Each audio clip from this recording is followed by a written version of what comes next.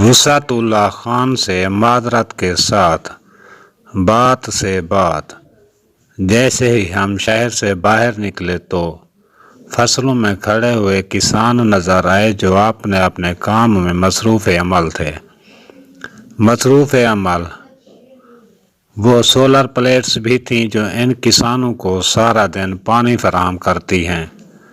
مگر انسان کی قدر سب سے زیادہ ہے۔ ویسے تو زیادتی ہر چیز کی بری ہوتی ہے مگر پانی بہت اہم ہے۔ اگر ابھی تک آپ نے ہمارے چینل کو لائک اور سبسکرائب نہیں کیا تو یہ کام پہلے کر لیں، ہمیں سبسکرائب کر لیں۔ مگر اس سے بھی زیادہ اہم انسانوں کی ضروریات ہیں۔ ان ضروریات کو زمین پورا کرتی ہے مگر ان تمام ضروریات کو اس وقت پورا کرے گی جب زمین کی اپنی ضرورت پوری ہوگی۔ دکاندار سارا دن گاہک کا انتظار کرتا رہتا ہے اور کسان وقت کی تلاش میں۔ وقت ملتے ہی کسان دکان پر پہنچ جاتا ہے تاکہ زمینی ضروریات کی چیزیں لے سکے۔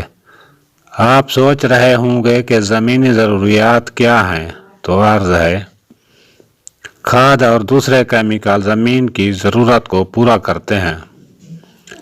مگر فوراً ذہن میں خیال آتا ہے کہ جب کھاد اور کیمیکل نہ تھے تب زمینی ضروریات کیسے پوری ہوتی تھیں؟ ہاں تو محترم، اس وقت جانوروں سے ان ضروریات کو پورا کیا جاتا تھا۔ جانوروں کا گوبر جلا سڑا کر اس سے کھاد تیار کی جاتی تھی اور بیلوں کے ذریعے اس کو زمین میں ملا جلا دیا جاتا تھا۔ کھاد اگرچہ پانی کے ساتھ مکس ہو جاتی ہے مگر زمانہ کی ترقی کے بیل نہ رہے اور ٹریکٹر آ گئے۔ ٹریکٹر سے زیادہ زمینوں کو آباد کیا جانے لگا، زیادہ اناج حاصل کیا جانے لگا۔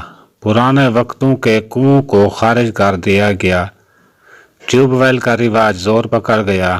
مگر روزانہ ڈیزل کی قیمتوں میں اضافہ کی وجہ سے لوگوں نے ادھر ادھر دیکھنا شروع کر دیا اور آخرکار سورج ان کو نظر آ ہی گیا۔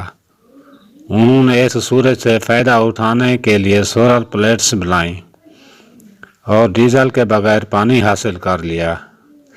اگر ہماری بات اور انداز آپ کو اچھا لگے تو ہمارے چینل کو لائک اور سبسکرائب ضرور کر دیں۔